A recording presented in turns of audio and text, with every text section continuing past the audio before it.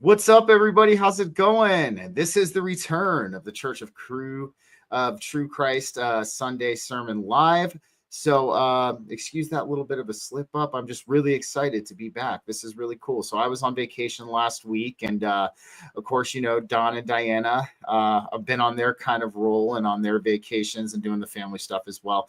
So it's actually really great that I'm really excited that we're all sitting back down here together today for this Sunday sermon. It's like a little bit of a reunion, even though we're always talking all the time and keeping, you know, in touch with each other on the regular. It's still like a little bit of a reunion. So this is good, guys. But nonetheless, let's start off with the Our Father prayer from the direct Aramaic translation of the prayer. So if you guys will just bow your heads for a second. Oh, birther, father, mother of the cosmos, you create all that moves in light. Focus your light within us, make it useful as the rays of a beacon show the way. Unite our eye can to yours so that we walk as kings and queens with every creature. Create in me divine cooperation from many selves, one voice, one action. Grant what we need each day in bread and insight. Forgive our hidden past, the secret shames, as we consistently forgive what others hide. Deceived neither by the outer nor the inner, free us to walk your path with joy. From you is born all ruling will, the power and life to do. The song that beautifies all, from age to age, it renews. Amen. Awesome, guys. So to kick this return off, this is the return. We have a very interesting topic we're going to talk about, and it is the middle stage of awakening, or it has been coined the middle stage of our spiritual awakening or our spiritual evolution. However you want to go about calling it, whatever works for you. But, you know, we come to this point, you know, when we first hit these realizations and these remembrances, we can feel like this floodgate has opened up within us. You know, we are receiving from our divine spark that we've just cultivated, and this foundation in Christ energy. We're receiving all of these new realizations, these remembrances, these awakenings. It almost feels like we took the red pill in the Matrix. You know, this is kind of the akin to the beginning of all of this. And as we continue to go forth, you know, we research, we start to look into these different spiritual traditions, these different spiritual practices, the spiritual information, as well as the conspiratorial information that also kind of gives way to our awakening. And we get to a point, though, okay, and we get to this point where it feels like these realizations, these remembrances kind of start to slow down a little bit. And we enter almost what some people would call this a little bit of a lull period. And in this lull period, people start to get concerned. They're like, I'm not having, you know, these breakthrough red pill moments anymore. You know, I'm not having these, you know, these super crazy realizations and these awakenings anymore. Is something wrong? Am I losing my connection? This is usually what I hear in this instance, and I'm sure Don and Diana hear this too when they talk with people about this. And that's something that comes up. Is this? Am I losing my connection? Is something going on? And no, you're not. That's one of the things that I can, you know, tell you right here and right now and give you that validation for is you're not. What's happening is you've entered a integration period. Yes, you know, think of yourself as a balloon, right? This is going to be the analogy I'm going to use. And these realizations and these remembrances. Hey, Raquel, happy Sunday. These realizations and remembrances blow up this balloon. And then you get to a point where the balloon, for the time being, reaches a max capacity. And what has to happen in this instance is the balloon has to integrate itself. It has to kind of reformat itself back down to a certain point so it can ready itself for even more realizations, remembrances, and integration processes. So let's start off with Diana. Diana, what are your thoughts about this middle stage of awakening? And what would be some words you would give to somebody who is experiencing this? Because I know that have I lost my connection, or is my connection fading out to the divine, is one of the things that does cross our minds during these moments. Yeah, well, two major things came to me when you were talking, and one I had already deeply considered, and I use that to help these things. Oh dear. All right. So she deeply considered, and something to help things. We'll keep her on track. We'll keep her on track with this. But there we go. Okay. You're back. So you were talking about one thing to consider. Okay, did I get to the law of rhythm yet? Okay, so the no, hit that, yeah. Oh man, all right. So I'll start at the beginning. So the law of rhythm, that something in life we know we can work with. And there's levels of the law of rhythm, okay? And when you're a master, like a hermetic master, you learn how to widen the lens so that you can deal with the bigger rhythms, because this information from these super amounts of realizations are going to come with a fall, because they came up and they have to go down. That's in the law of rhythm. And then coming from a background of knowing what it's like to be like manically energized and then out, and then manically energized and then out.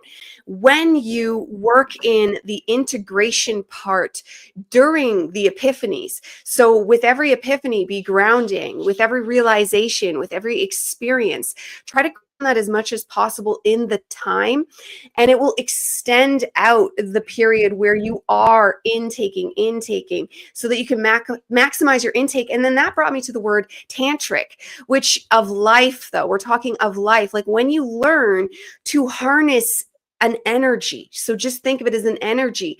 And when you learn to hold it, because it can feel huge, and like old manic instincts would be like, let's party, let's go nuts, let's woo, you know? And when you do that, you blow out that high energy faster versus learning to stay in it. So now we're learning and you just continue learning. But even when I got into learning, I would like blow it out and read a book all night long and then be done the next day. When I learn now to like have epiphanies, but then like, oh, TikTok, it's time to rest and integrate. Even if I want to keep going on the learning, I have learned that will burn me out quicker, and I can continue the learning for longer periods of time if I integrate along the process. And even going on X and putting out what I say kind of helps, but I could overdo that in the past. And so it's all about finding balance, because in that balance of your own energy, so you have your own variables on that, you can keep it going as long as possible. But if you do find yourself thrown completely out of the nest, which still does happen from time to time, that's when you hold on to things like faith, when you don't lose the awareness that you did have a deep connection and that it's not gone. You've just phase shifted to a different point that you need to reacclimate inside. And then you'll realize you were always actually connected. It was just the throw into a different slipstream of existence that you basically need to just get comfortable with again. And sometimes this happens and we're very aware of it. And it can be like almost like schizophrenically, like, oh my God. And other times we can be thrown and not aware of it. It's in the variables, and it probably falls within that law of rhythm on when and what. But when you stay aware, you can ride it out and then learn tips and tricks along the way that help you. So what could help you get back into the wisdom stream faster? What could help you get balance faster? And then all those things are personal to you. Dig it. Dawn, and you said that you and Spinja were calling this the waiting for the bus moment, you know, and I like that. That's very fitting. What do you think?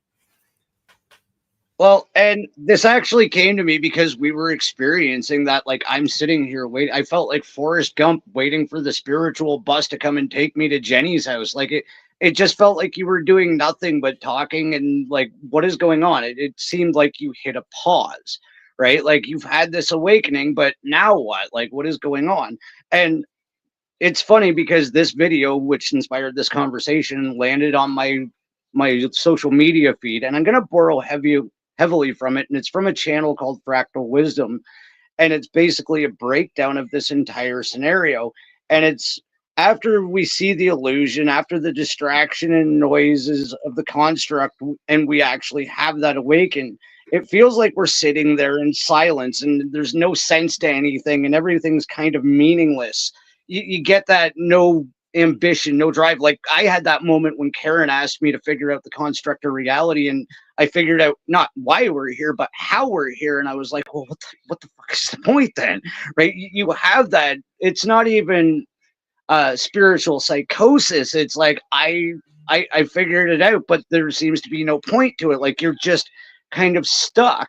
And you have that moment and it's like, okay, did I defeat my ego? And it's not that you've killed your ego, and it's not that you've defeated anything.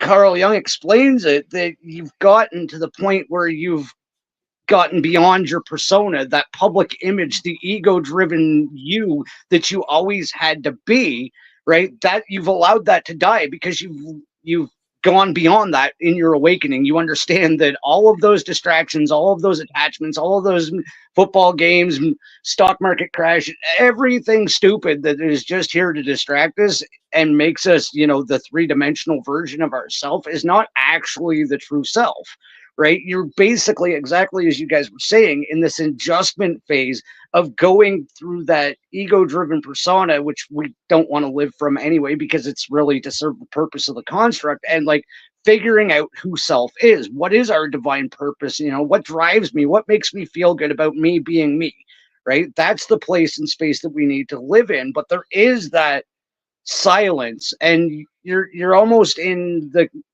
cocoon stage of being a butterfly. You're just goo. It's not that you're useless. It's not that you're not doing anything. You're just changing. You're transforming, and goo just kind of transforms into something else. And I think that is a lot of what that middle stage is just sitting in the goo, not even lamenting, but adjusting to the new understanding of who you really are.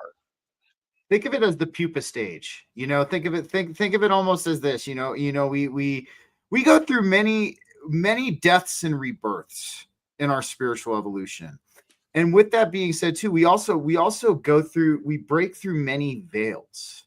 Okay. And as we break through these veils, we ourselves and our concept of who we are on the individual level gets reformatted as we go through these many veils, as we go through these many death and rebirth cycles in our spiritual evolution. And this brings up something we're going to talk about a little later, but tension and release almost. It's like, when you're building up with these epiphanies, you're building up with these new realizations and, these new understandings that are coming to you. That is the tension phase of this all. And then when you get to that integration period, almost where, it starts to slow down a little bit and you're in the lull or waiting for that spiritual bus to take you to Jenny's house, as Don's saying, or you're in this pupa stage, this is the release portion, almost like you're building yourself up, in these different stages, and that's why I'm even going to draw back to what I was saying is there's many veils, when we break through that first veil, that's the initial period of our awakening, our remembrance journey, our spiritual evolution, and we start to see the world in a new way than, that we haven't seen it before. But after we get used to that new way, we keep continuing to grow. It just becomes a little bit of a different process than it does in the beginning. We can feel it be so fast, so furious, so quick when it first happens to us.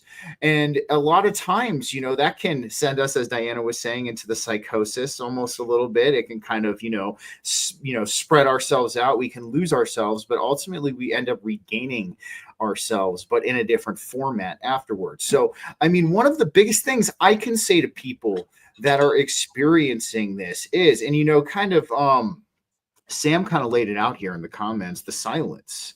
The silence is the potent place where we form the connection between the old and the new. It's the diffusion of the old into the new to make new form. And, we know this, that the divine can be heard in the echoes of that stillness and that silence as well.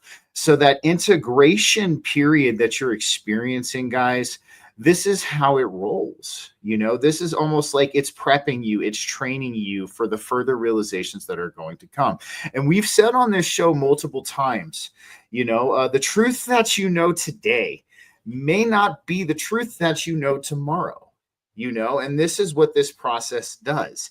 And that's why, we're all even draw back to the balloon analogy that I was talking about. What happens when you fill a balloon up too much? It pops. What I mean? And then we don't want to pop, guys. That's not the game we're trying to have here. That's not the way we want to go about things. So that's why we have that I guess you could say the balloon reducing inflation, or it gives the illusion that the balloon is reducing this inflation, so it can be able to reinflate with these further veils, these further remembrances, these new layers of information that we end up breaking into. So, Diana, what are your thoughts? Oh, she froze. Well, wait, Don, what are your thoughts on this? Well, I think you're absolutely right. And it is that middle ground.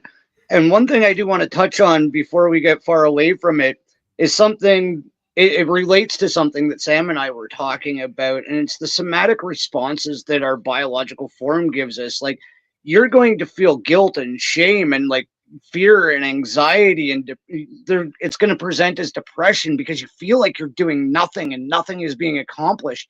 And that's not it. It's literally you're experiencing like a spiritual divorce in a sense from what you always thought you had to be to what you were truly meant to be. And that is an uncomfortable situation to put your vessel through, because this thing has followed along with everything you have ever told yourself. And in my case, in the last 47 years, it knows everything I ever said. And when I started to try to separate from that, I was like, oh my God, everything I've done, I'm a freaking failure. I'm failing now. I quit my job. What am I doing? I quit my job. I just had these moments of like, I'm going to be sick. I've changed my life. I've ruined myself. And none of it was true. It was just stories, the leftover programming that didn't want me to get past its programming was telling me. It was triggering the fear, those, again, somatic responses in me. Like, oh my God, I'm a failure. My family's so screwed right now. I just quit my job because I'm having a bad day. What the hell is wrong with me? Maybe like I'm not connected to all this. I just need to go back to work and put my head down, and I feel guilty. Oh my God, I've stepped outside the system. It's going to make you feel like that. Absolutely. And you have to get past those responses, because it's triggering on a biological level when you start to separate from your programming. And I completely, before I get to Diana, I just want to say this real quick. This is something that you might experience during this integration period as well, is the demolition of your old life, And what this is doing is during this integration, you might notice aspects of your old life falling away. Like Don was saying, a job that he just decided to quit, or, you just decided to walk up and leave. And what this is doing, though, is it's making a path for these further realizations to occur.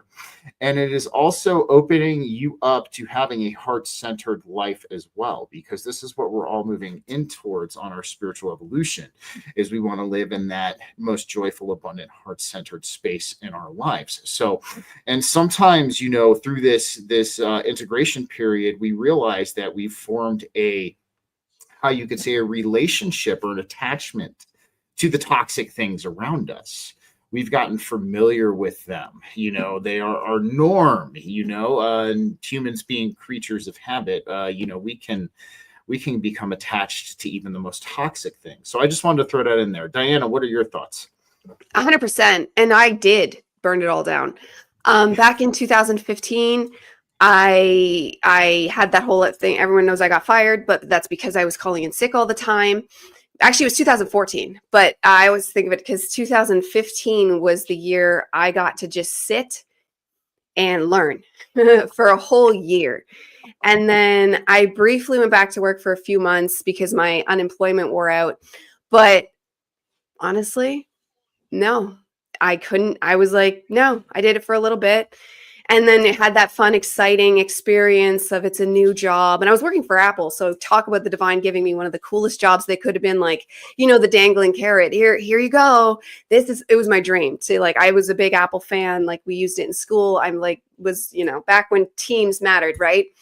But even then, and I quit, and I refused to go back to this day. So I actually quit before even having kids. Like, I talk about being a stay-at-home mom. I think I had my daughter Well, I was pregnant when I quit, so I could quit then. So I had her almost a year later because I was very, very fresh to pregnant. And then life just rolled with no job. And then last year, sometime around, only for a couple months again, I took a job from a friend to be her digital designer because I just know computers and stuff like that. And even that wore itself out in a couple months and rocked our friendship. I don't know, like, because you can't unsee that kind of stuff, but it just shows that like people in power and things and these struggles that I'm just so over. And like, I'm on here, YouTube, all that stuff. It's not like it's money. So this really is heart-centered work. And we're all building something here that who knows what it's going to be, right? Who knows? But we're all doing this. And I like that it's starting to feel like a together thing. It's like all of us were the people that looked around, and even in spiritual communities were like, I don't really vibe. I don't feel like I have a community, like over and over again, trying different places and places I call cults now, and like all these different things to just test the waters, and realizing it wasn't the place.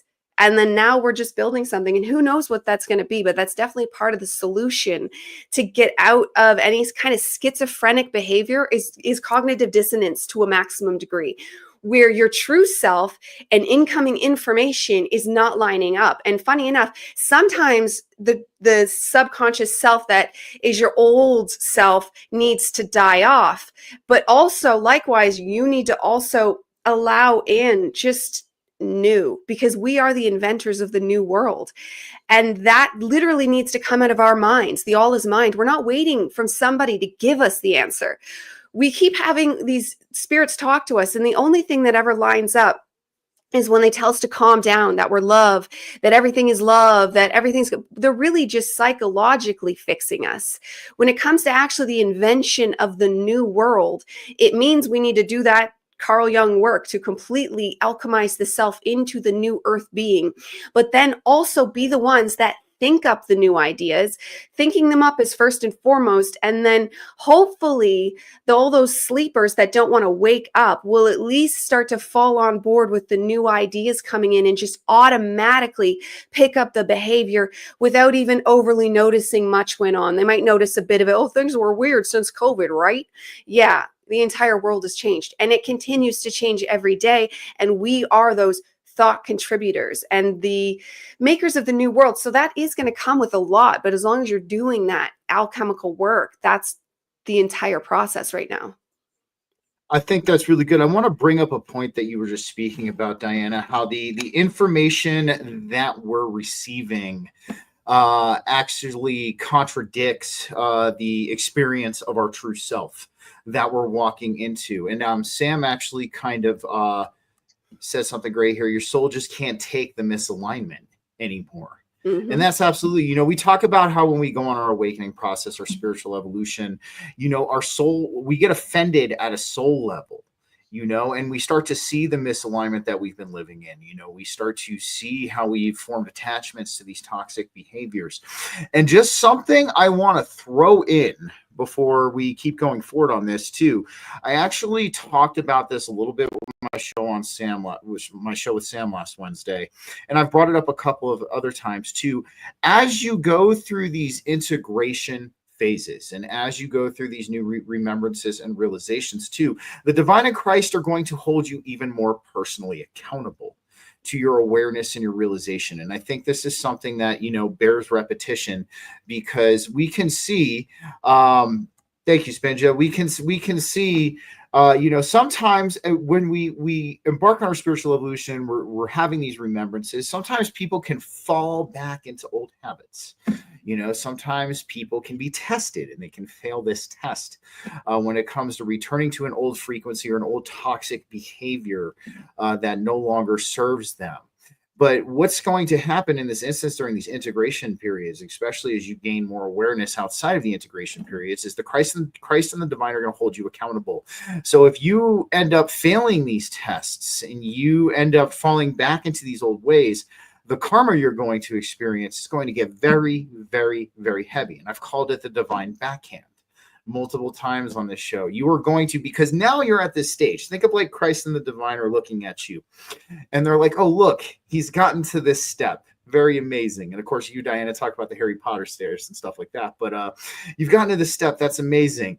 And if they see you look down at the step that you were just at, they're like, no, there's no going back. And then if they see you even try to reach down for something on that lower step, it's almost like the divine backhand. It's going to come and slap you. So when you start to begin to understand that you've been living in misalignment, and you begin to start understanding that you formed these attachments to these toxic behaviors, you're now held accountable to that. You are, and you will see it manifest in your reality in one way or another if you decide to backtrack. That's just something I wanted to throw in there. But one thing I wanted to bring up, as we're talking about this. So I had a thought come to me yesterday. I was out walking the dogs at the park with the wife, and the weather was beautiful, and this thought came to me, and the tension and release of our awareness is the spiritual alchemy of reality. And now this came to me just in a very strange way. I was like, grounding. I was like, just looking at the sun, looking at the clouds, taking in nature. And this kind of made me think on how this relates to what we're talking about right now.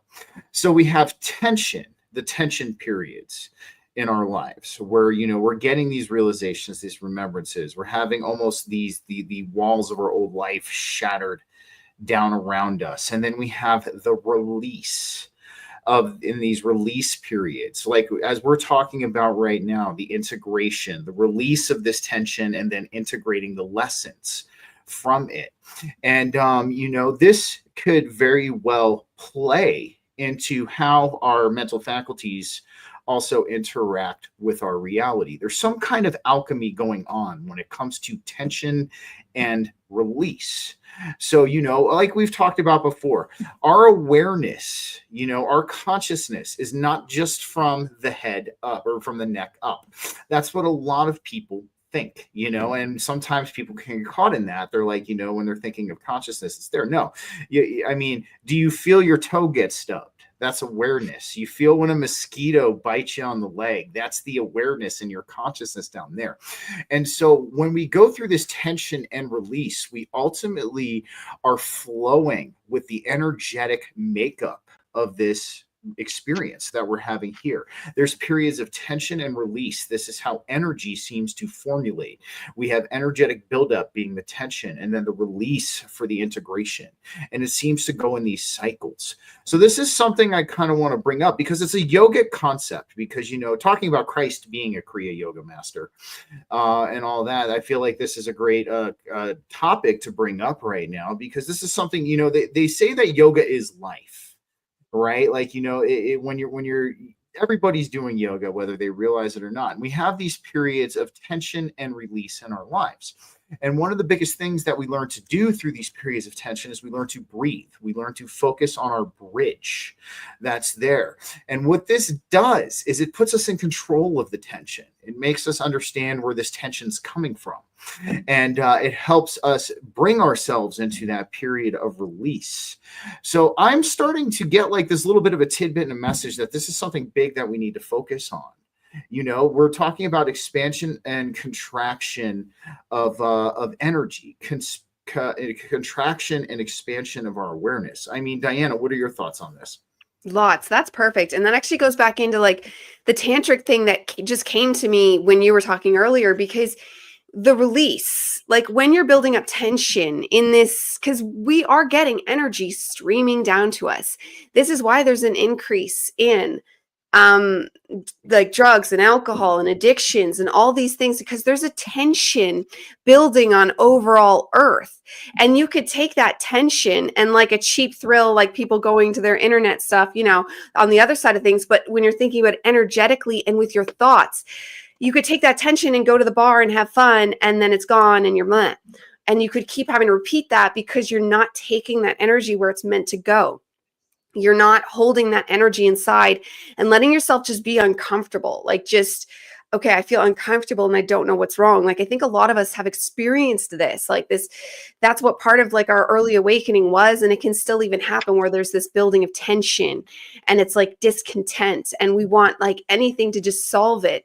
But if you learn to breathe through it, like that's why deep breathing was the first positive spiritual thing I adopted as a modality. And that actually started, it wasn't the first thing I tried, but actually started because I was trying meditation and all that, but it wasn't until I learned to bring deep breathing into my day-to-day life.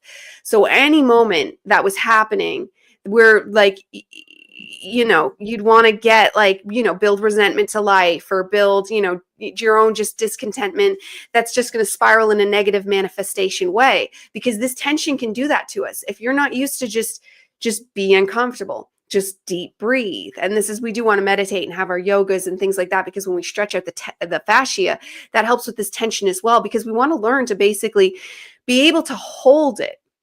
And then that later, so versus getting rid of it with cheap thrills before, if you let it build, that's what your epiphanies are.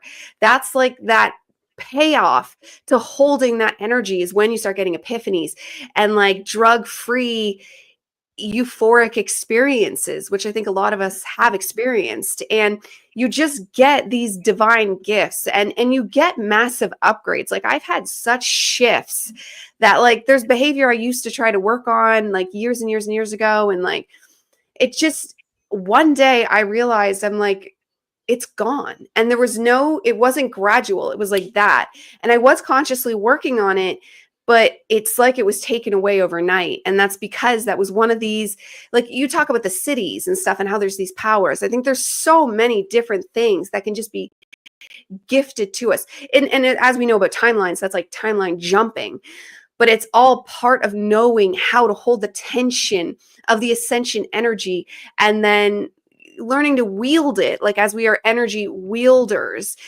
And you hear a lot about Excalibur being mentioned and you're hearing it all over the place. I know James True was talking to us about on the show, and it's like, I always never understood the reference, but I think it's choosing to embody that divine power that, and I know our spine can be a sword. So then right there, that connects the two ideas. And it is something to that, because as we grow in our alchemical mastery, you start to realize like you are controlling a lot. And if I dare ever have a bad mood now, when I used to live my life in a bad mood eons ago and life was just blah, but now if I was to try to be in a bad mood, I might end the world. Like things instantly start going catastrophically bad because of the amount of energy that we are like entrusted, although it's a self process, but it's entrusted to hold. There comes all right, there comes responsibility. We got it. We're holding on. We're holding the space for her right now. But no, I absolutely agree. It's very interesting when our as we grow, when we look at how we used to hold. There you go. So the responsibility, that's where you ended on. Yes. Okay. So yeah, it's a responsibility, and I forget what I was saying in there, but I'll just end with what I was saying. And that's learning to hold that tension, is learning to expand your energy body, your auric field, your control level over reality. So anytime that tension is bothering you, look for a positive way that works for you to get through it. So for me, that's learning. Researching to me is a lot. It means a lot to me, but it's not everybody's thing, right? Everybody has their thing. Find your thing that's a positive builder of your life, and then just jump into it and let that be your thing that gets you through this. And then we all have our healing modalities, but there's also ways to help ourselves expand, and that works with it as well.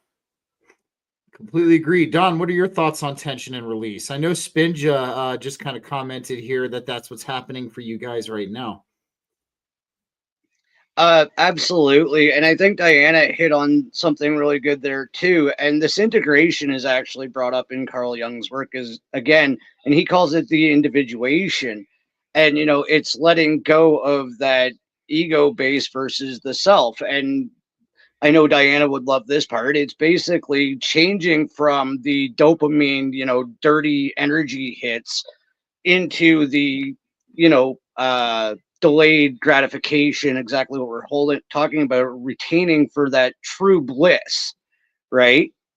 Once you stop getting those little pings of dopamine from the tap game or from going to the bar or whatever and holding out for things like learning or reading or a yogic practice or whatever, you actually start to experience true joy, right? And I think that is part of that shift, but you have to be able to strip away that ego. And like we're saying, like, we don't want to retain the lower energies anymore. We're getting into retaining the higher energies and getting a more positive outcome from contain I'm getting stuck for words here, but like it's holding that positive spaces instead of where we used to hold all the negative energy, and it just seems to shift the way our lives turn out. So we're just kind of chuckling because Spin just said she's rage crocheting right now. So, I didn't know you could rage crochet. It seems just like such a calming thing to do. But awesome, awesome Spidge. I dig it. And yes, Raquel, we are changing so much. And then yes, Sam, the responsibility comes with holding our emotional state in a way that recognizes and honors the emotion without letting it take control. So one thing I even want to throw in here too, when we're talking about this tension and release, we've been talking about neuroplasticity a lot lately, and neuroplasticity has been coming up. And, this even is kind of playing into mind over matter a little bit as well when we're talking about this tension and release and breathing through this tension into these release periods or these integration periods that we're having in our life. I talk about mind over matter because ultimately one of the biggest things we realize is our mental faculties interact with our perceived physical experience. All right. And when you learn to train your mind and your heart to breathe and stay focused through these intense periods of tension that we can experience during this, we're ultimately overcoming ourselves and we're ultimately gearing ourselves up towards self-mastery, towards our greatest work, which is ourselves. So, we know this, that, even neuroplasticity and mind over matter even kind of come into play too, because this is what makes you understand mind over matter is you have these periods of this tension that you might be experiencing, whether you're doing a real hard Kriya set, whether you're dealing with something that's going on in your life, this very pivotal emotional obstacle, breathing through that and claiming your power and, finding the calm through that tension is a form of neuroplasticity itself, because most of the time we're trained, by our instincts. If we're going by our, our animalistic instincts, if we're, the reptilian brain, if we're even going to throw that in there too, we're trained by our instincts to go into fight or flight during these periods of tension. But when we supersede that and we breathe through it and we stop ourselves from going through that fight or flight, we've just created that neuroplasticity. Now our brain and our makeup, automatically knows that, hey, even though I'm in an intense situation, I don't need to go into fight or flight anymore. We can breathe through it. We can handle this. We can, and this I think starts to, take place into the tension and release aspect of it. I think the tension and the release that we experience is ultimately training us for this. It's training us to gain a greater control over our reality. And that's something that, I think everybody here, we start to experience. We have these moments in our spiritual evolution, and we can even have these moments in the middle stages where we start to experience like, wow, I have way more control over my experience than I could ever realize, and this is, I think, a really key pivotal moment for us when it comes to us mastering ourselves and our reality. I mean, Diana, what are your thoughts? Oh, your mic.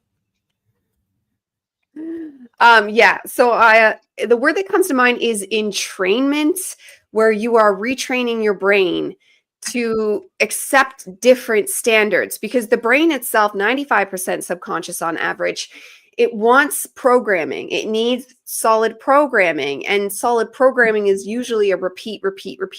So you can simply say no to the lower self so many times, and it just does nothing but get easier and easier and easier. And even like I was saying before, you could have large, massive jumps. And that goes into what Dawn was saying before, when you said you were struggling with the words there to say it. What I could see or hear happening there, it's like different frequency layers. Like when you're in those different levels, different frequency layers, like you can be at a certain point and then all of a sudden to step back, it's like stepping into, imagine like an old frequency where it's nothing but a hurricane happening. So to step into that, and you used to live in that hurricane and you knew it was awful, but you were still somewhat numbed to it. Where versus switching actual reality to think about stepping back into that, like the actual visceral pain that just comes off that is so much higher.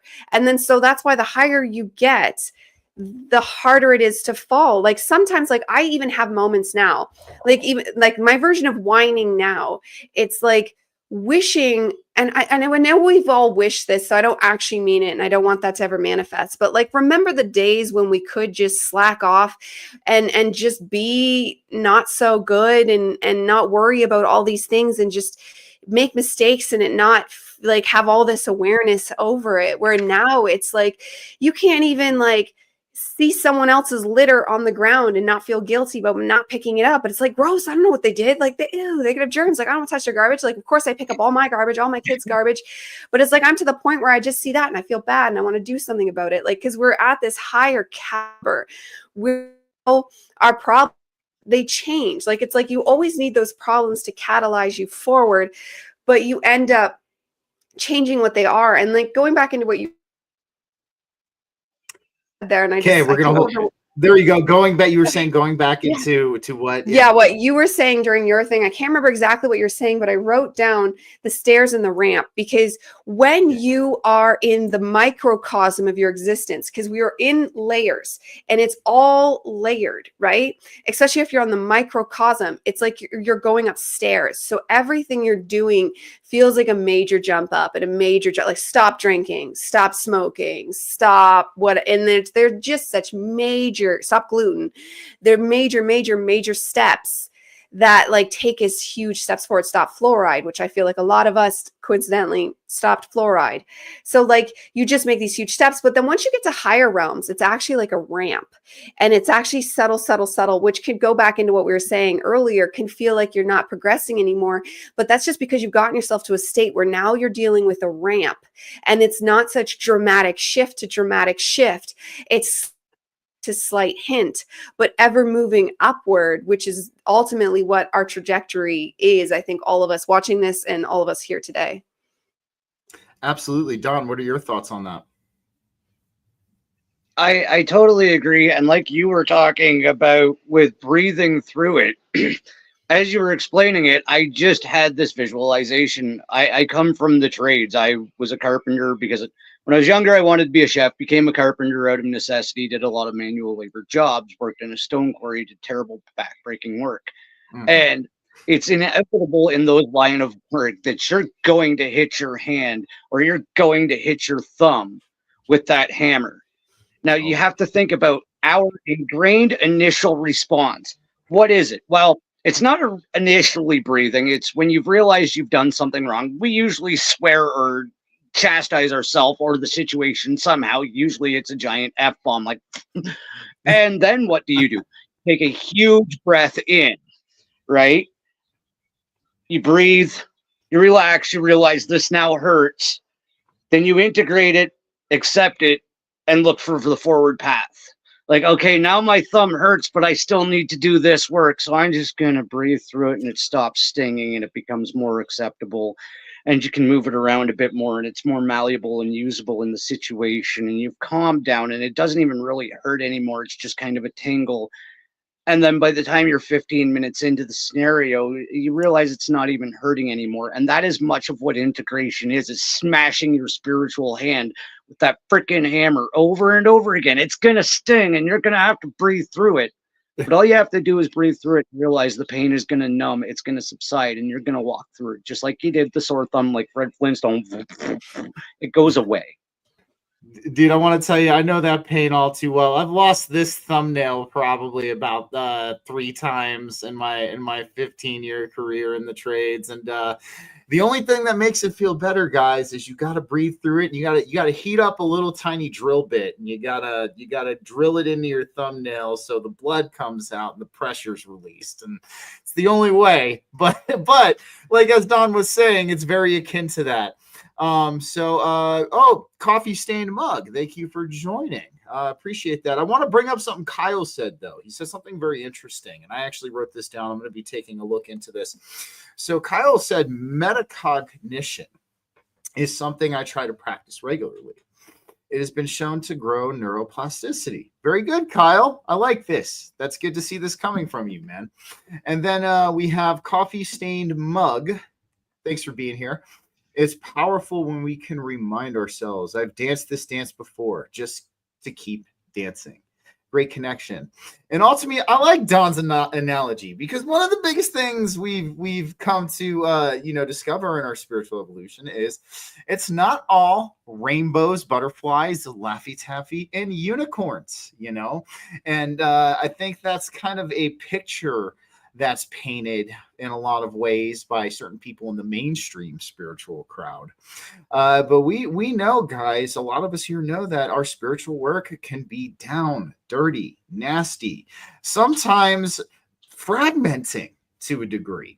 So yes, rolling with Don's analogy, it's like the repetition of hitting your thumb with that hammer and breathing through it. Absolutely, guys. So the other thing I kind of wanted to bring up today, a topic that's coming out as well, is the revelation of new spiritual material that is starting to surface. And now, so here on this channel, we believe that a foundation with Christ supersedes a lot of things. Christ is a layer of this reality.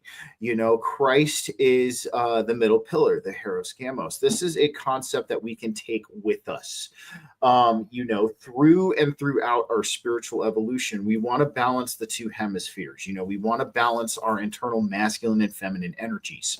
We want to come from a space of divine love and channeling that divine love into this reality to its fullest. That's something, we're all striving to do here. But one of the things that's been coming up to me lately is the release of a lot of these old spiritual and religious doctrines from the old age. This has been a message that's been coming to me quite clearly due to some experiences I've had personally as of late, that there is an even deeper truth that is starting to emerge right now. And I think this is what we need to start shifting our gears towards and focusing ourselves and our energy towards, and yes, the big thing I say is, yes, there is truth in the old religious and spiritual doctrines. There is truth there. But are we looking at a whole truth? Are we looking at some kind of diversion? Are we looking at potentially something keeping us stuck in an old way when we have a new way that is growing and fostering itself right now? So, this is something that's been coming up a lot lately for me on how, while yes, Christ exists in this new way, and we look at Christ as a spiritual foundation.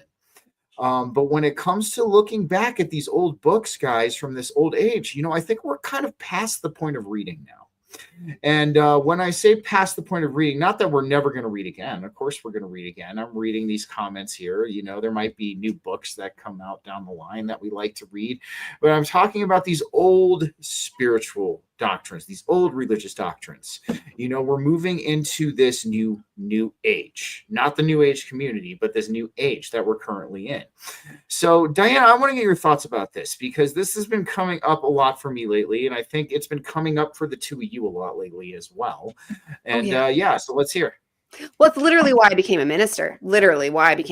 Because the churches are not teaching correct information. And then you get into like the cabal-like conspiracies and you realize they were directly organized to keep you small. Like, I don't think especially the Western side of things, they were absolutely, so that's your Judeo-Christian religions, 100% are used to keep you trapped. They give you some essences of truth, some things that can make you feel a lot better about yourself. They even threw occult information in the numerology with the way you can add up, like Hebrew was letters, or sorry, numbers. So, you know, blah, blah. You could get really deep into that. And I know there's an entire world where they try to suck out all that juice from the Bible and these old texts to try to find some kind of godlike magic. And they have found phrases and things, and it's all like secretive, like occult books you can read that are very like, but the truth is you're wasting a ton of time. You're wasting a ton of time.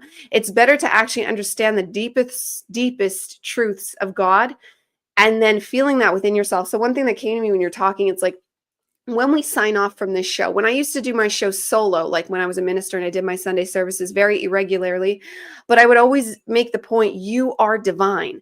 You are divine. You are God. Well, I think doing this, we can up the ante there and remember we are the true Christ, because that is the truth you need to learn. Not like fancy occult information of this, that, and the other, which is very lovely. And I love learning it myself. But that's why I can say with certainty, like it has the hidden information in there if you want to spend so much time dissecting it. But the truth is it was just handed to us mostly through channeled information. People like Edgar Casey and the Raw Material and Jane Roberts, I love her, Seth, they came in with the deepest of truth. And then even A Course in Miracles, which teaches you through Jesus, because they're trying to speak to a group of people that were very Christian. So it was a way of getting it in. But ultimately, the information was all about eviscerating your own ego and rebuilding up your sense of self as the divine Christ being yourself, coming through psychiatrists or psychologists, because they would know exactly how to word it to get through to your psyche. What was Carl Jung doing? Why was he an analyst and a psychiatrist himself, or psychologist? But why were they the most important ones for this era? Because the ultimate truth is the all is mind, and they knew this. So the only truth you need to have, the only religion you need to have, is actually the religion of the self, because you are God. But that's not to take it away on any kind of an egoic, oh, I am God, because each and every single one of us are God. So any material that is teaching you through that lens, and then we love the Christ because Christ is a direct layer of that. And Christ is a purified layer of that, because as metaphysical occult information can get you down dangerous roads, like we've talked before, like metaphysics is a slippery slope. And you were saying it wasn't. I was like, actually, it can be. Metaphysics on its own can be. And it's fantastic to learn, though. I'm obsessed with it. And that's how I know you can go and then even accidentally go dark. Because like it starts with angel rituals, and then it's this, and then it's that. And you're like, is that so good? You know, because they're teaching you how to manipulate energies, but there's actually a better way to do it. And that's just asking. That's just being true in thine own sovereign, discerning self and having it naturally come through your Christ self. So my manifestations now, my magic now is just living my best self and then thinking my best thoughts, aiming my best intentions, because that's all the magic you need. Because any kind of magical ritual or anything like that is going to be borrowing. You're going to, sure, it'll work. You'll gather the energy with the ritual you did and bam, it happened. But then what? You have to pay back the piper. And then this is how like you can get yourself down a slippery slope with that, because you don't want to ever have to pay down you don't want to have to ever pay back your energy. You want to start facilitating a system that is self-sustaining. And then again, that's making up individuated practices that work specifically within your own self energy stream that's true and authentic, because then it's self-perpetuating and you don't need to take from anywhere else.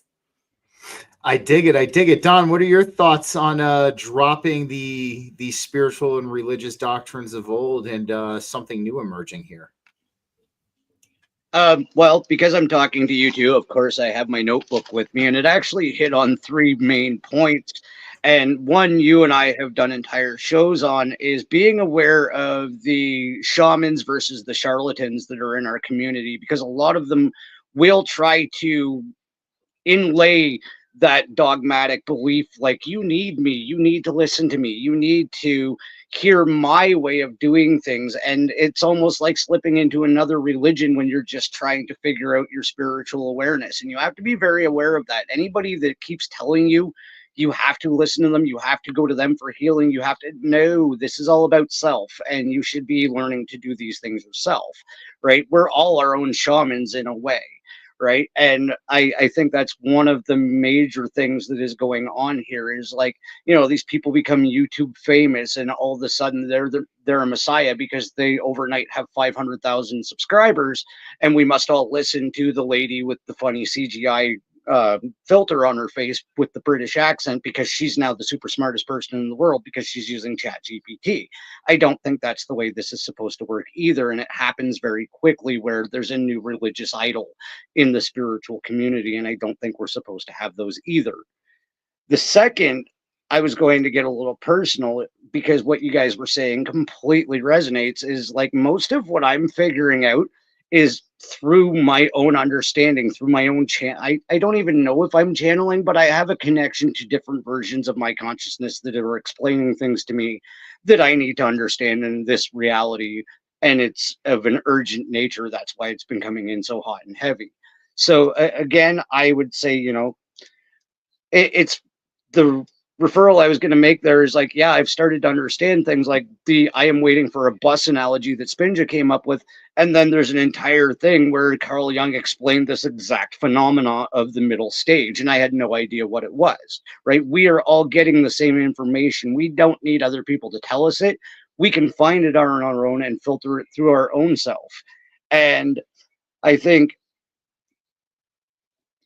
the other one is the distraction in the over-verbalization of the information, exactly like the YouTube stars. They seem to always just reiterate the same point, and you're wasting time and energy listening to the same damn story for 15 minutes to get to that one gold nugget.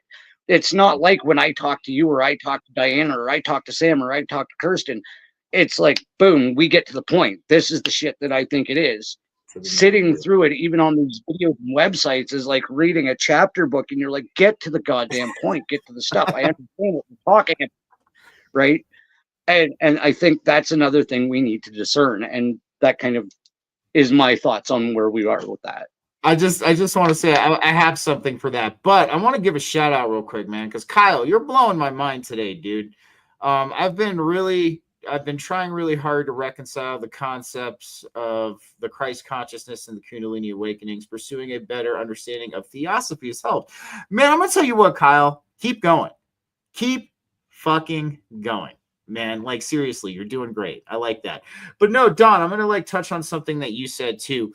And we can even bring this up today because I do see this. And like our community, it seems like the spiritual community at this point in time still has a huge subconscious savior complex.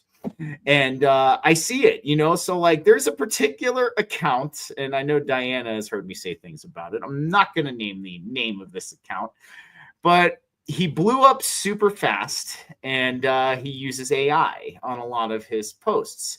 So I never really dug him. I thought he was disingenuous. I still think he's disingenuous to a big degree. I do think he's a little bit arrogant. But I decided to unmute him and kind of scope the scene the other day. And I saw a lot of people who follow me that I also follow.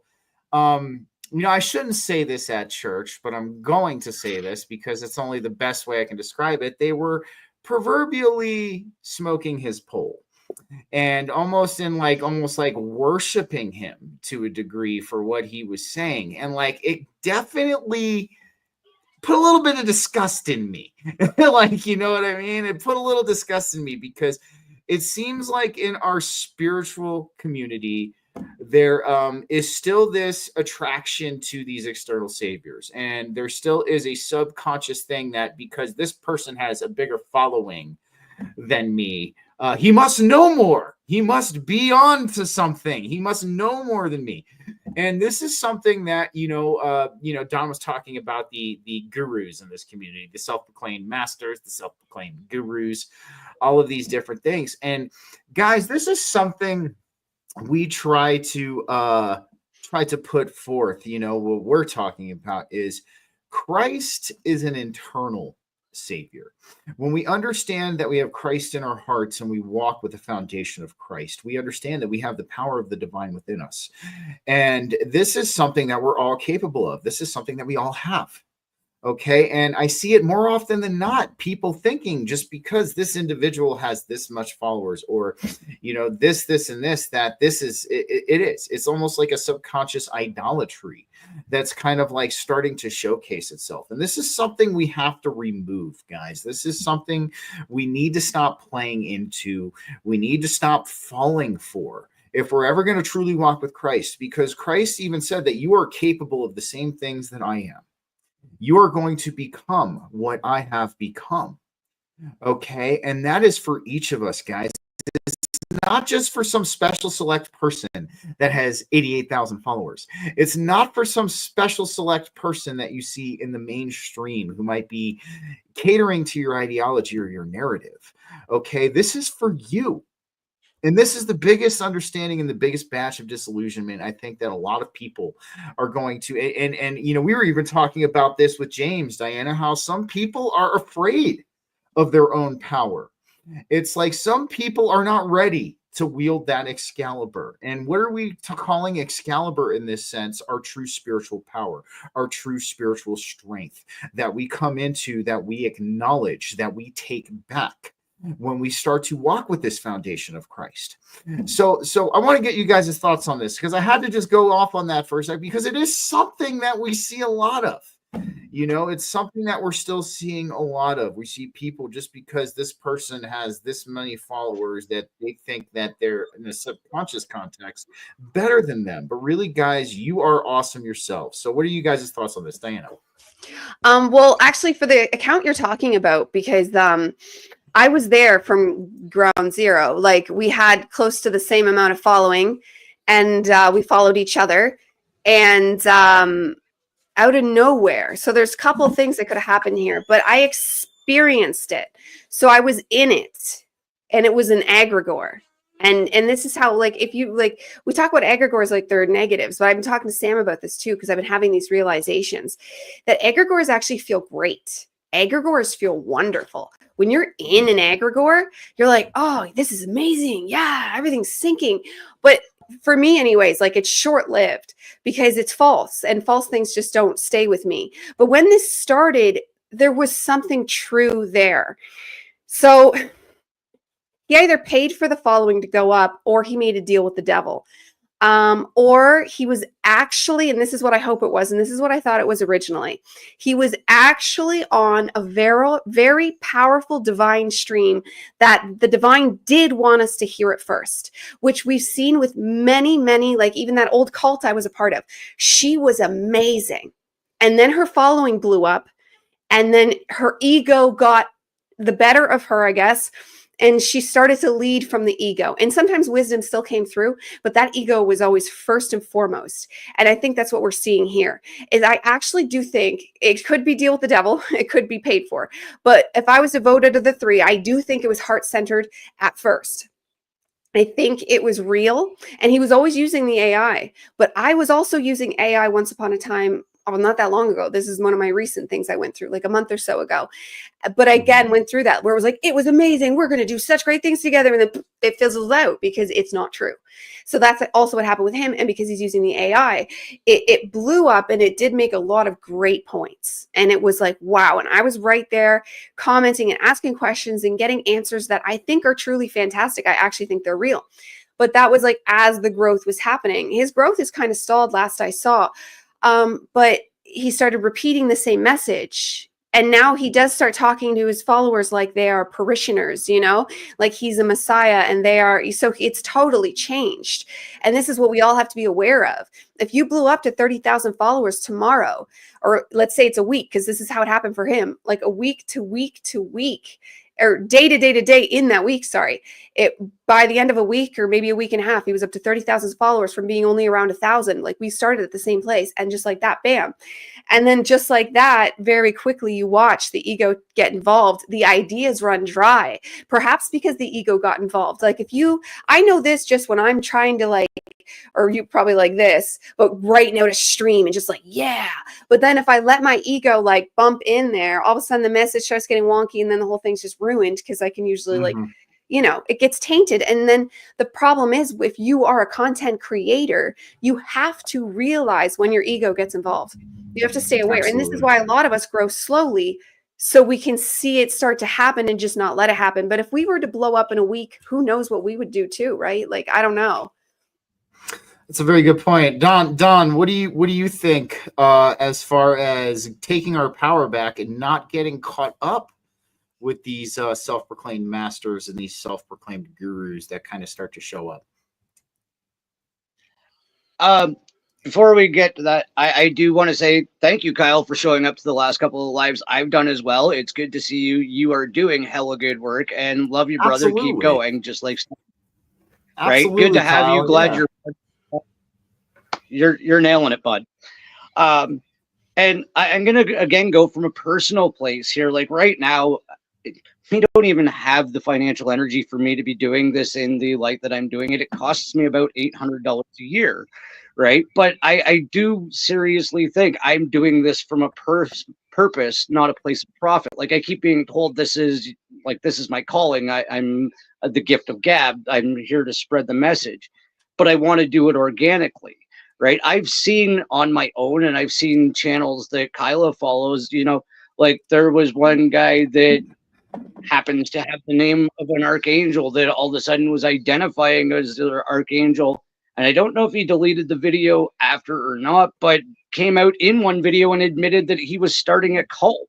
Right. And it really is that easy. This person got overnight success and, like Diana said, blew up, and the ego kicks in.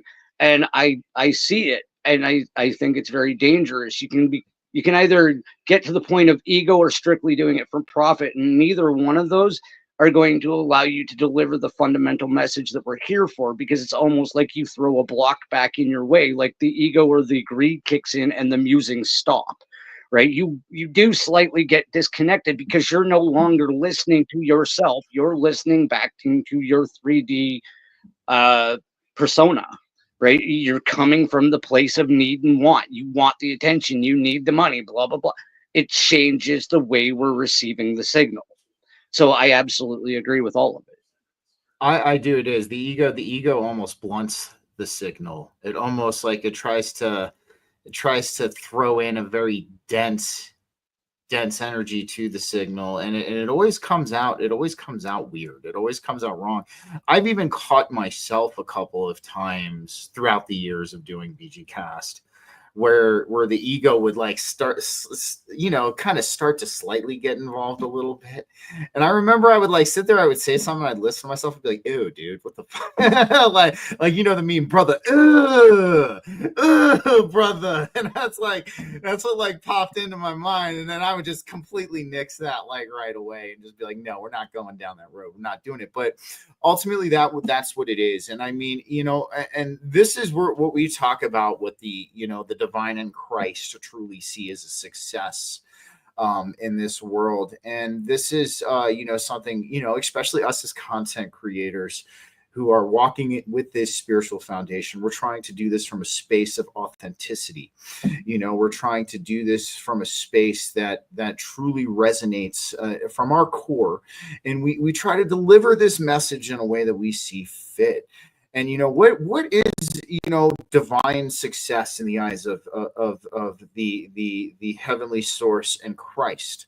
So it's how we relay this message with compassion. It's how we heal people through this message that we're delivering. It's how we make somebody feel when we're talking to them. It's how we oh, thank you. Hey, what's up there, Sophia? Thanks for being here. Appreciate that. It's how people remember how you made them feel included. So these are the things that the divine in Christ see as the most important and see as true success in this. And, you know, especially the one person who we were talking about, Diana, that you know of, claims that he walks with Christ right now. And I muted him now, so now he's muted for me. I know.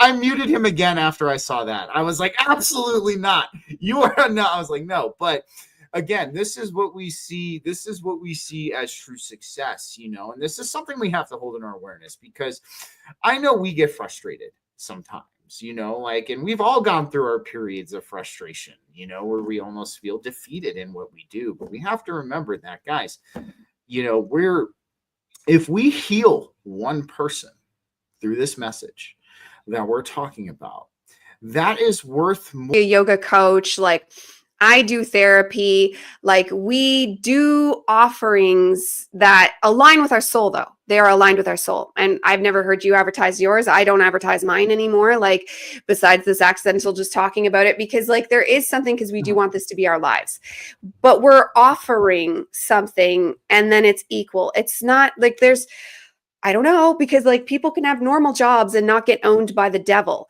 But the danger with us comes because we're on camera. You know what I mean? But no, we're not getting like OnlyFans and making our money that way on camera. Like, yours is giving like physical coaching and like spiritual Kundalini coaching, and mine's therapy. So it's like two different helpful realms. And then we'll have to see, because neither of us are millionaires yet in that business. But like, we do have hopes and aspirations and dreams. And I think that's okay, because there is a spiritual lens, or author, because I'm writing books. I found that was like a good way to put my energy in with money. And that's like a straight up physical offering. You want to buy a product? There it is. There's my money. And like, you just try to find the ways without ego, without like, and because as long as it's from like truest of authenticity, like none of the things I do is coming up with it because this is a great scheme to make a lot of money. It's just like, what can I do? How much energy does that take from me? And then in James' true terms, because he's the one that woke me up to that to a large degree, is calories, because our energy, especially as a projector, does run out. So energy, time, and then just make it cost that much. And then that's soul aligned work, and you're still helping people, you're still being true. And I know there's lots of people in this business, because it is becoming a business, and people are going to keep waking up. Like, the actual spiritualness of the world is spreading, because it's like a combination, but it's getting very atheistic, but it's still spreading. Like, yoga places and crystal shops are actually opening up more and more and more. So this entire world is only going to increase, but it's just making sure that you always stay authentic within it, and don't let your ego get run away with how things can move really quickly sometimes. Like, even if it was just a business, like, things can absolutely explode, or things can go slowly, and you have to just go with the authentic punches as they come. And that's all you can really do, because I mean, we can only predict what would happen, because it hasn't happened to us. How actually solid was he before that started to happen? Was he never completely solid? Because I know there's a lot of people on Twitter that have lost like a normal amount, that like you can tell they're not fully done healing, because Twitter's a place where we just come and talk and think. But like, I came to Twitter after already having so many different experiences. So I know that I used to use it a million years ago when I wasn't healed from my actual personal account. So there's a differentiation of the way people can be on Twitter. So was he already healed? Maybe he was never actually healed or anything. So who knows? And that egregore that can grab us and suck us in can grab him. He ends up becoming just as much a puppet to that egregore. And what he's told to pump out, this is why you have to listen when you're told to do something. Who's telling you? Right? And you got to learn to because I've learned to feel through egregores. And that was one thing that helped catch them, is realize they actually feel great, but not forever. They'll feel great, especially at first. It's almost like a hard drug, you know. It's like a wolf in sheep's clothing.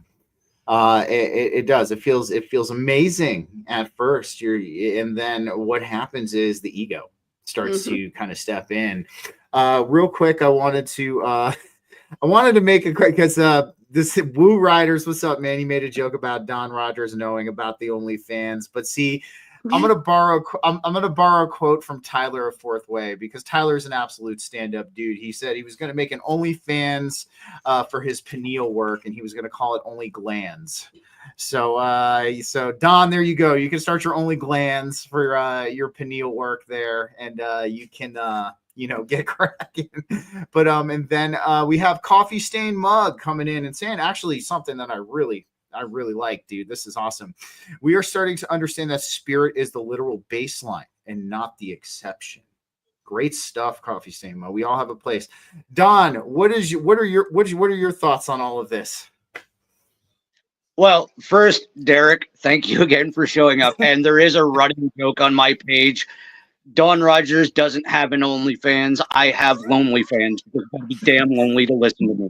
Right. So that's where that whole running joke comes from. There is no Don Rogers OnlyFans. Don't go look. You're not going to find it. And if you do, oh my God. But I do truly agree. Like, for myself, I am just going to speak from the place that I'm coming from. My channel right now, even though it's costing me energy, it does truly feel like I'm coming from a place of authenticity with what I'm doing. And it's pretty much, I've had past guests refer to it as being therapeutic, many of them actually.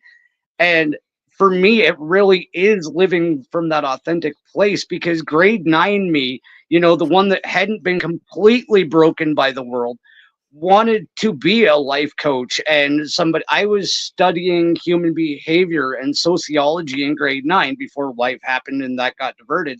So like the fact that I'm getting to help people emotionally, and a lot of what we do is the healing aspect of things, just allowing people that space to talk about their issues and talk back to them from an accepting place is the therapeutic end of the spiritual awakening that we're all passing through right now.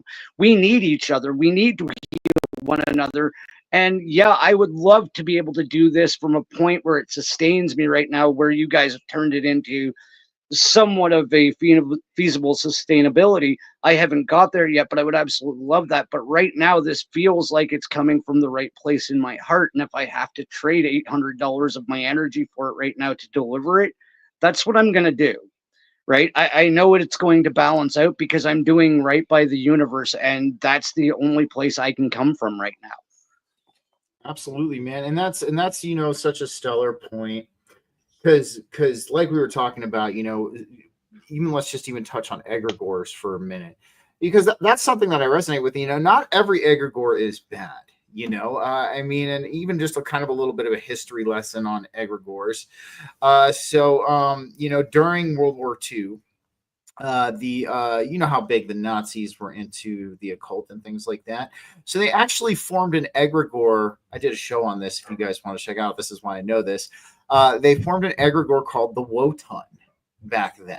Now, the Wotan was this energetic egregore that they formed to help carry them to their victory. But what's really interesting about this as well is there was a woman. I did the show like back in season 2, so I don't remember 100% of all the research, so bear with me. But there was a woman, and she was working with the British Knights Templar, and they actually ended up forming a counter egregore to the Wotan. And it was like this enlightened, mystical Christian egregore that they created to kind of counteract what the Nazi egregore was doing. So, that's one thing I definitely want to lay out is, not all egregores are bad, and yes, they feel good, but there's something to these energetic entities that we humanity create. They kind of gain almost a sentience of themselves, and they can take our energy as well. So this is something. No worries, Kyle. Thank you, man. I appreciate it. And but this is something we have to have awareness of too, doing what we're doing, because ultimately, yes, like we want to do this from an authentic place, and we want to do this from a heart space, what we're doing too. And this is just something that we have to keep in our awareness and we have to hold on to. So now that we've brought up egregores, let's dive in just a little bit before we kind of start to wind down.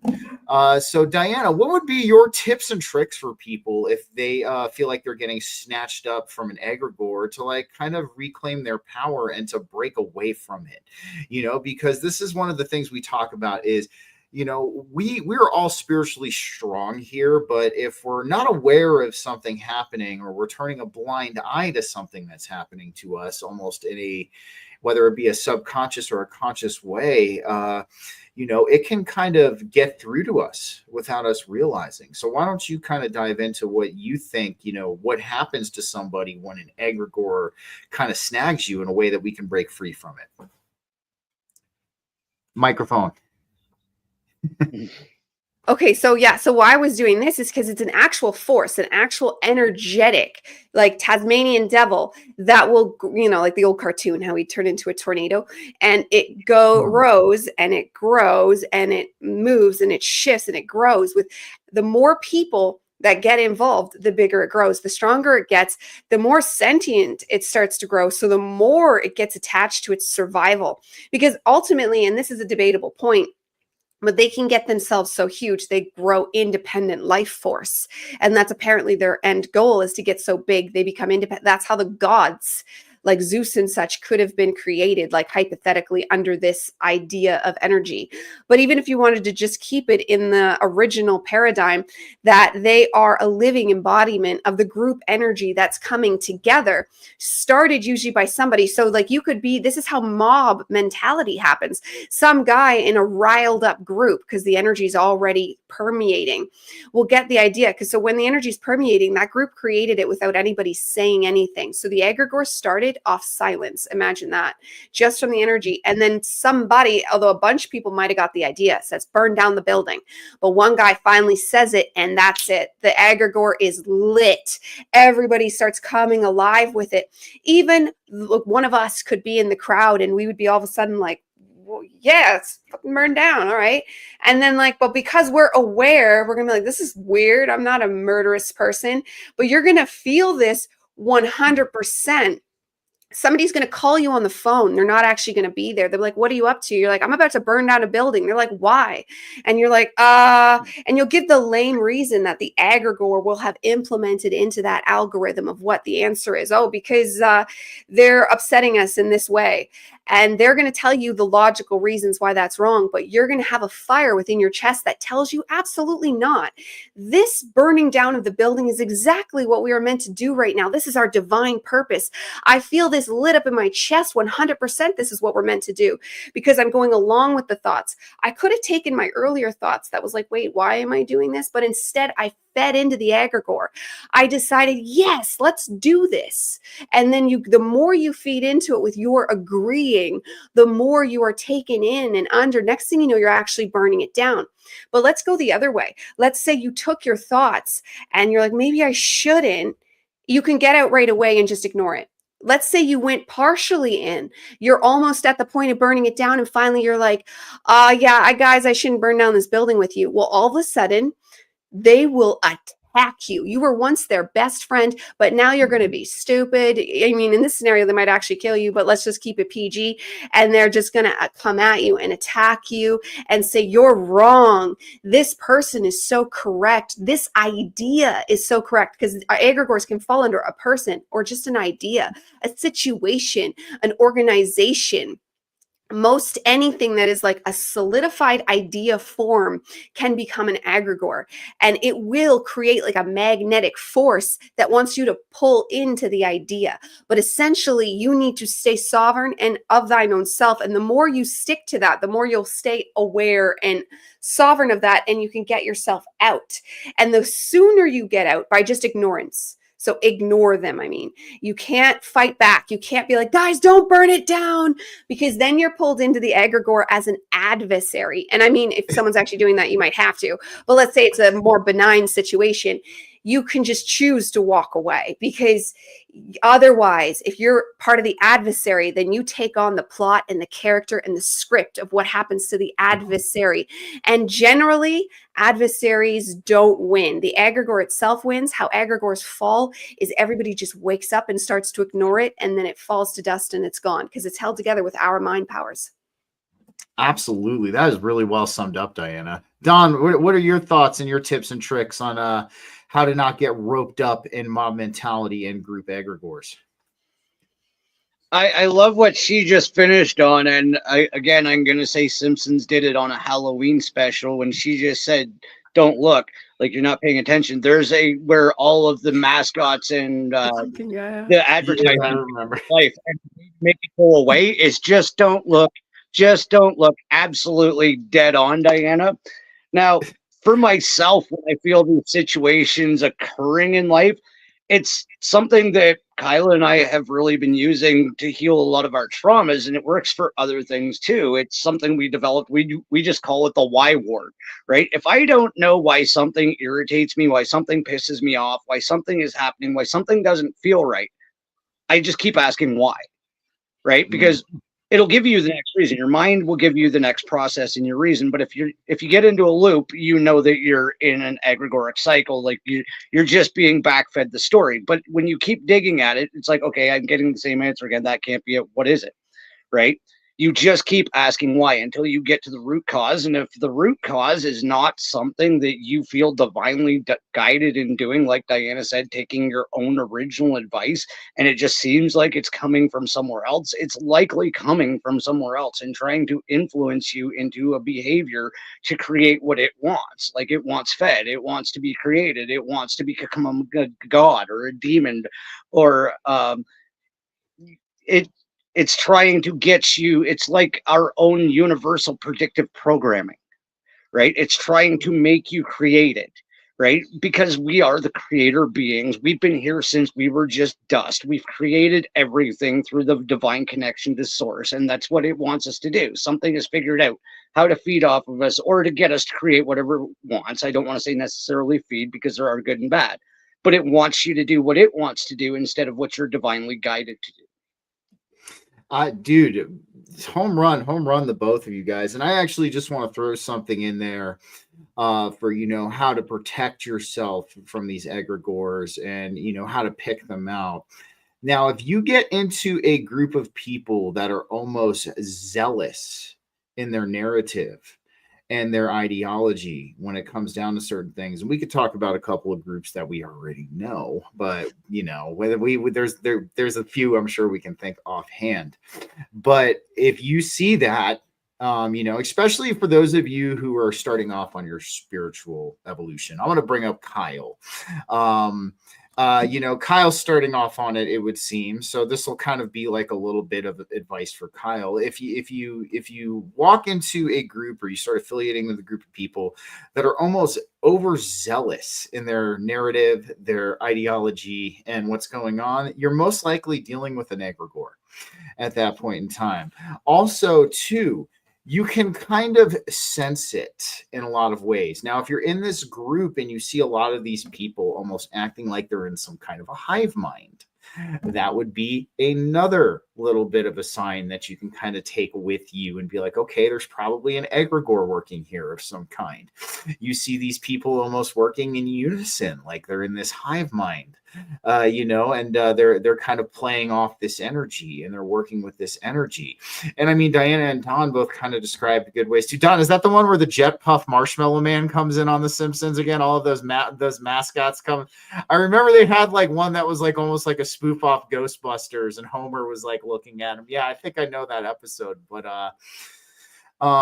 no, these are ways you could pick it out, man, and especially too, like with the person that I was talking about with Diana. Like I said, I don't name names here. I don't hang people out to dry. That's not my style. But again, he's definitely got an egregore going on over there as well, because you see people almost like worshiping him and his information. So these are things that you kind of have to kind of keep an eye out for, especially if you're new on your spiritual evolution or you're in these middle stages of integrating, and you might feel alone and you want to get, in with a group of people or have community too, man. Keep your eyes open for this, because, egregores, as we know, they are very self-servicing.